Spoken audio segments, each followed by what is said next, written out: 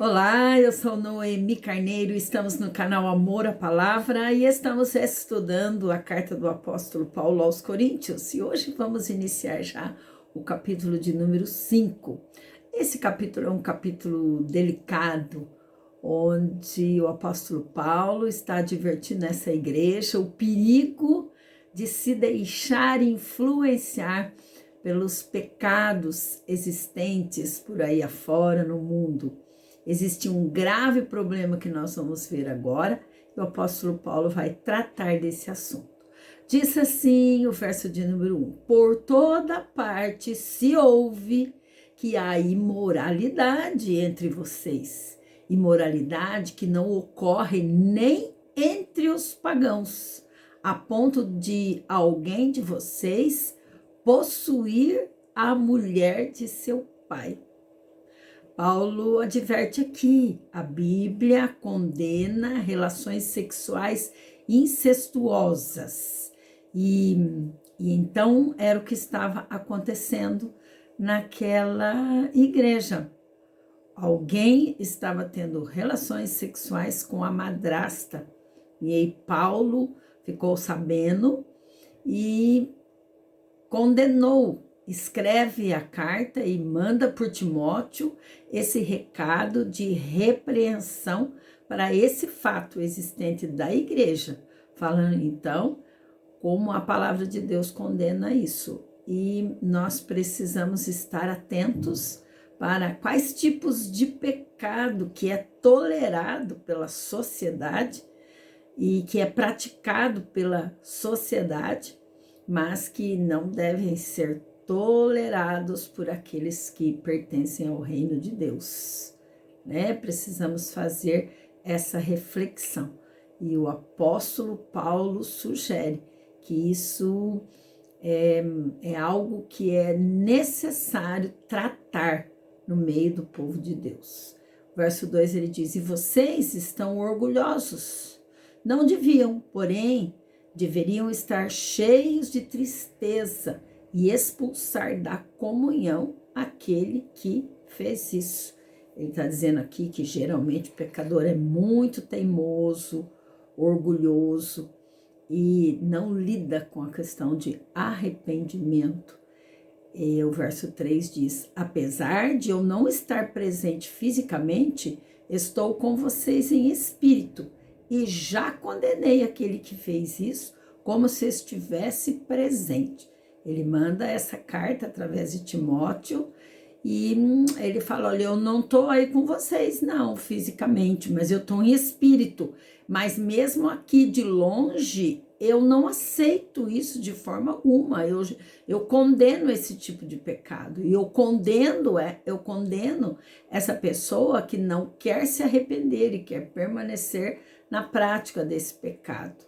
Verso 4 diz: Quando vocês estiverem reunidos em nome do Senhor Jesus, estando eu com vocês em espírito, estando presente também o poder do nosso Senhor Jesus Cristo, quando vocês estiverem na igreja, reunidos em culto, em oração, olha o verso 5: Entreguem esse homem a Satanás, para que o corpo seja destruído e seu espírito seja salvo no dia do Senhor. Palavras fortes.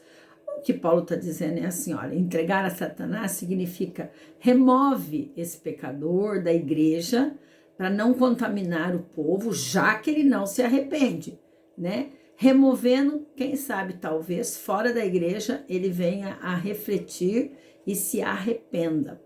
O verso 6 diz: O orgulho de vocês não é bom. Vocês não sabem que um pouco de fermento faz toda a massa ficar fermentada?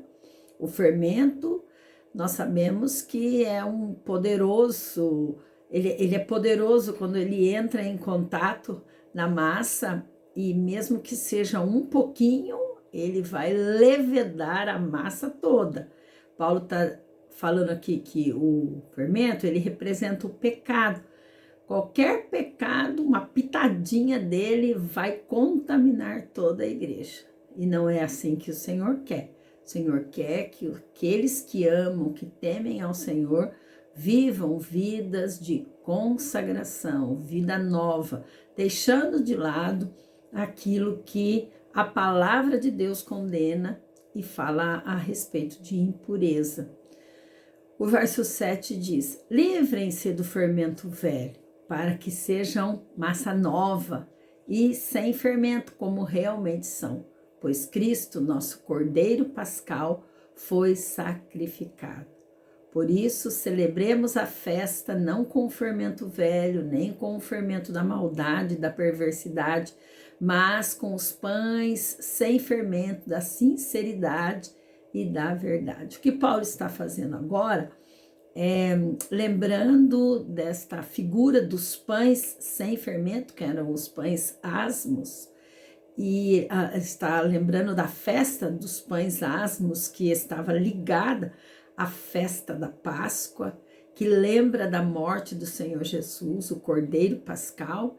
Então ele faz alusão a este fato, lembra desta festa, e para dizer que os pães sem fermento lembram a sinceridade e a verdade. Por isso que ele fala: tira fora o fermento velho, a representação do pecado, e que exista no lugar desse fermento velho sinceridade e verdade. Era disso que eles precisavam se alimentar.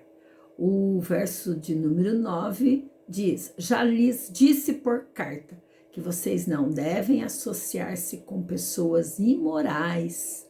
Paulo já tinha explicado outras vezes a esses irmãos que eles precisavam se afastar, ficar longe de pessoas imorais. Eles deveriam influenciar e não serem influenciados. Lembrem-se sempre que ele está falando a respeito de quando não existe arrependimento naquele que pratica o pecado. Quando existe arrependimento, o Senhor mesmo trata dessas vidas. O verso 11 diz: mas agora estou lhes escrevendo que não devem associar-se com qualquer que, dizendo-se irmão, seja imoral, avarento, idólatra, caluniador, alcoólatra, ladrão.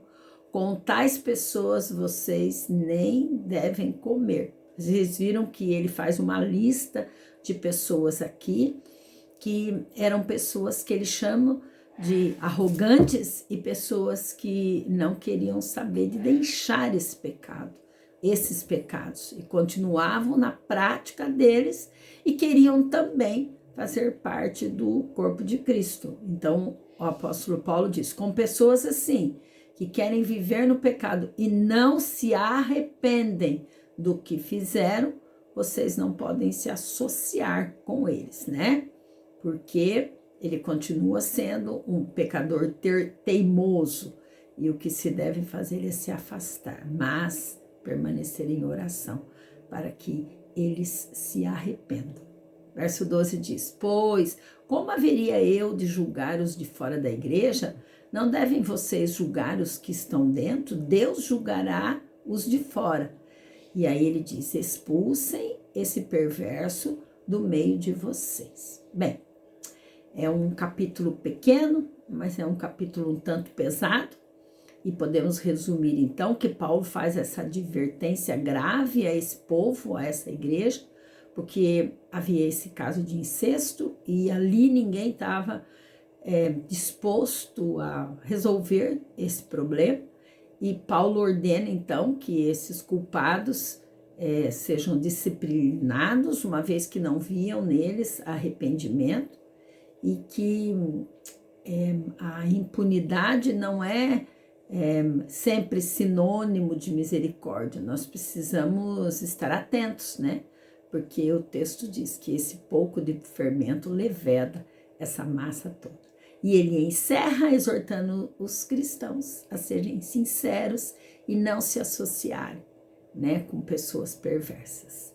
Bem, Jesus é misericordioso e só não existe perdão para quem não se arrepende. Na Igreja de Jesus encontramos problemas, mas precisamos permanecer nela, confiantes que o Senhor é o dono da igreja. Deus te abençoe.